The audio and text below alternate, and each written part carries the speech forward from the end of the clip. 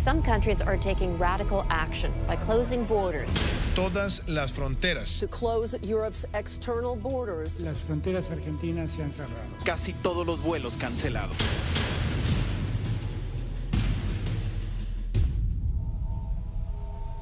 More than 120 Australian passengers stranded on an Antarctic expedition ship begging to be rescued. Estamos infectados de coronavirus, que el buque está totalmente infectado. Daban positivo y daban positivo. Nadie negativizaba. La infección avanzaba todos los días. Esto es un cementerio flotante. We need you to act quickly, and we don't know what will happen to us after that. Eso fue un viaje que nunca debió haberse hecho. Había personas con COVID-19 en el mismo camarote que otra que no lo tenía. I was the only Filipino chef that was not infected. Yo sé dónde están las bengalas, tirémoslas. Hoy lo hacemos en la noche. Un equipo médico con más de 20 uruguayos se trasladó hasta el crucero Greg Mortimer. De esta forma, Uruguay autorizó el aterrizaje y despegue del vuelo humanitario. This passenger kissed the tarmac at Montevideo's International Airport before boarding a chartered Airbus for the flight back to Melbourne. ¿Por qué bajaron los pasajeros y estaban contagiados también y por qué a nosotros no? Los tripulantes del crucero Greg Mortimer están denunciando una situación hostil por parte del capitán del barco. Yo aquí ya no quiero estar un día más.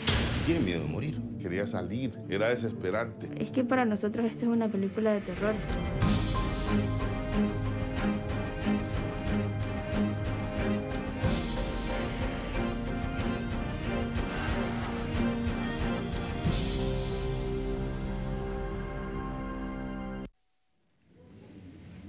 Bueno, impactante, esas imágenes llevan un poco a lo que fue la historia del Greg Mortimer, que se puede denominar como una odisea, pero con la característica y el sello de la generosidad de todos los uruguayos. Esta es la historia que se ha tratado de contar a través del cineasta Federico Lemos, que ya lo tenemos en estudios, y que le damos los buenos días, las felicitaciones, porque la verdad que lo que decía recién el tráiler lleva a que, bueno, quiero ver un poquito más allá que todos conocemos esa historia de lo que ocurrió, lo seguimos de cerca, nos tocó ir a cubrir varias veces hasta el puerto de Montevideo.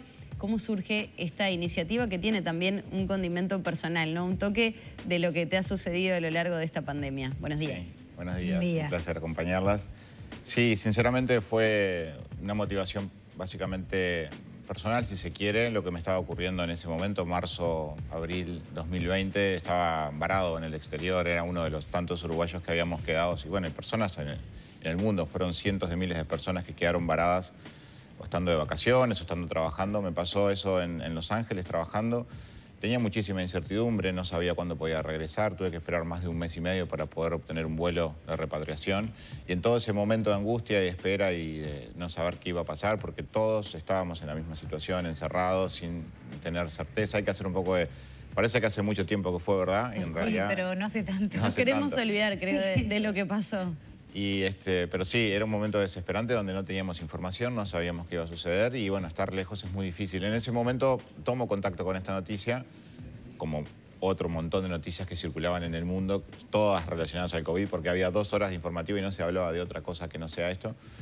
Y me sentí con una cierta sensación de angustia, primero por lo que estaba viviendo y segundo por lo que me imaginaba, bueno, esta gente debe ser desesperante, ¿no? Esta situación, estar arriba de un barco. Aislado en un barco, totalmente. Que aparte es como que pensás que es el lugar donde podés estar más a salvo del mundo. Uno ve a veces las películas y ve eso de que te vas a un barco en el medio del mar y no pasa nada. Salvo que el enemigo esté arriba del barco, como pasó en este caso. Exacto, y pasa a ser el lugar, o sea, la peor pesadilla para toda esta gente que casi durante 57 días entre pasajeros y tripulación estuvieron a la deriva a la espera de asistencia. Así que ese momento personal angustiante que me costó bastante poder volver a mi país y volver acá a estar con mi familia, me ayudó a potenciar un poco esa idea que empezó a surgir en mi cabeza de poder registrar esto. Es increíble cómo un país tan pequeño, y lo pongo entre comillas, ha sido testigo y protagonista de historias que han marcado la historia mundial y que han sido además objeto de películas, documentales, etc. Este es ese caso. La forma en que nos vio el mundo también fue como una piedra de toque en cierta forma. ¿Cómo se hace para contar una historia tan fuerte abarcando todas esas diferentes aristas, lo emocional de los pasajeros, de los tripulantes, tu emoción, la del mundo viendo hacia Uruguay, la del Uruguay. ¿Cómo se hace para combinar todo eso? Es cierto lo que decís, siempre nuestro país se ha caracterizado por esas historias épicas que nos han puesto en el mapa en distintas épocas.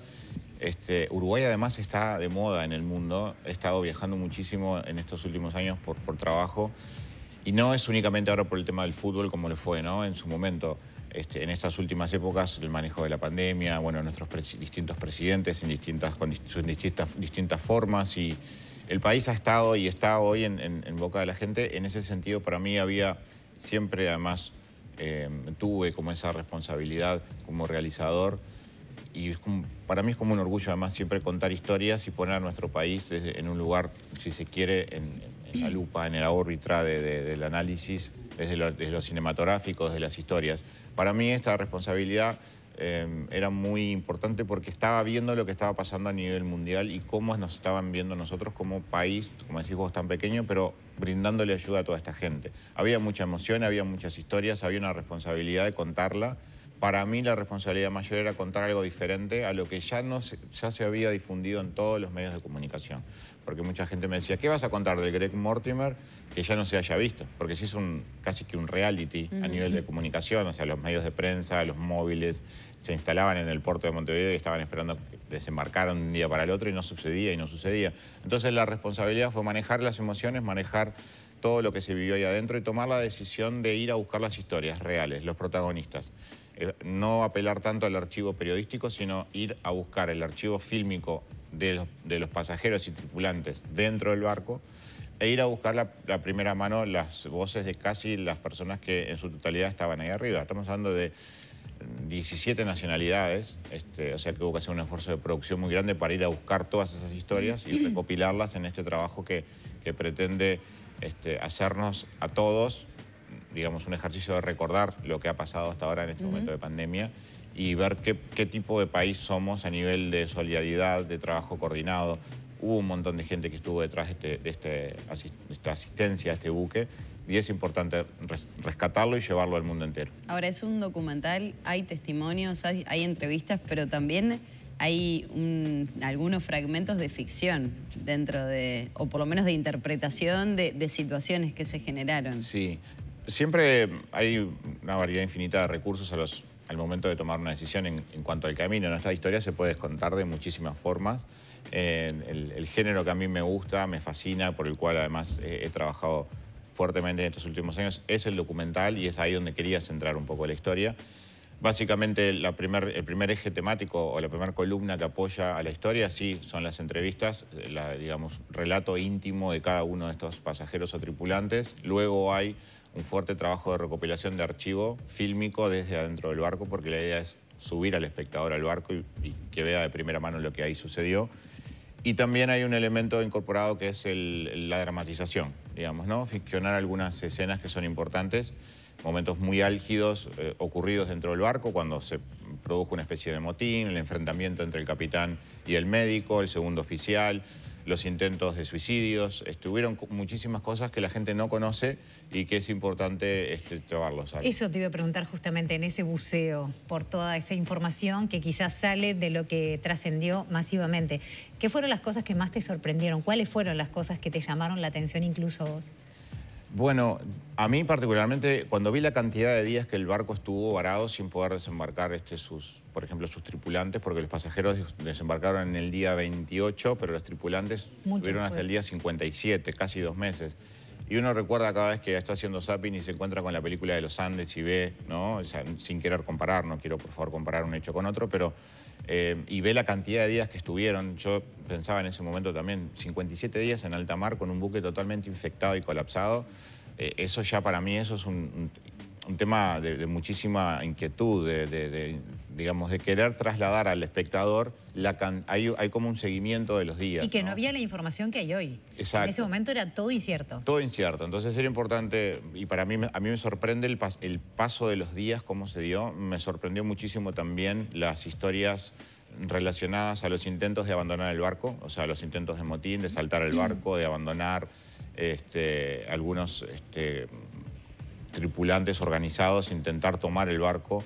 los intentos también de suicidio y el problema psicológico brutal que tenía esa gente. La situación del cocinero, ¿no? La situación del cocinero, hay un cocinero que es el único que sobrevive, digamos, sobrevive, me refiero a que no se contagió. No se contagia, perdón, y él estaba a cargo de alimentar a 200 personas. Imagínense, una persona cocinando para 200 personas. ¿Que antes cuántos lo hacían? Eran 12 personas en cocina. A uno. 12 a 1. Entonces ahí tenemos una historia, digamos, importante, ¿no? El cocinero. Hay otras historias también que eran importantes rescatar y de alguna manera llevar esto hacia un lugar más internacional, ¿no? Porque como les decía, son 17 nacionalidades. Fuimos a muchos países a buscar esos testimonios.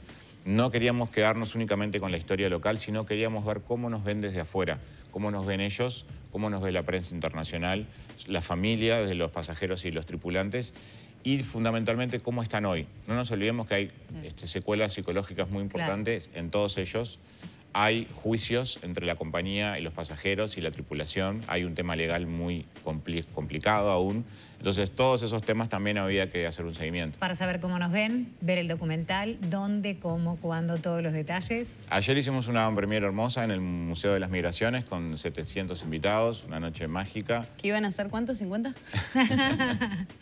La verdad que fue increíble la convocatoria y estamos súper felices. La peli está tercera en taquilla en Uruguay, compitiendo con grandes tanques de Hollywood como Spider-Man. Está en salas de movie. Sabemos que las películas nacionales tienen un periodo muy corto en pantalla porque, bueno, vienen esos tanques y nos desplazan.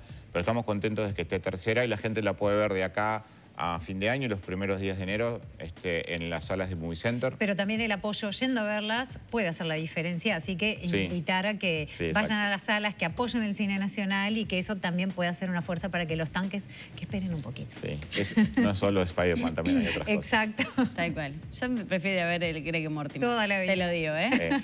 Federico Belemos, muchísimas gracias por acompañarnos, muchas gracias por contar esta historia nuevamente y dejar al Uruguay de esta manera, porque eso también se trató, el buen desempeño que tuvo nuestro país colaborando con estos ciudadanos del mundo. Muchísimas gracias. Gracias. Era el cineasta Federico Lemos aquí en La Mañana de Arriba Gente. Tenemos más noticias para compartir.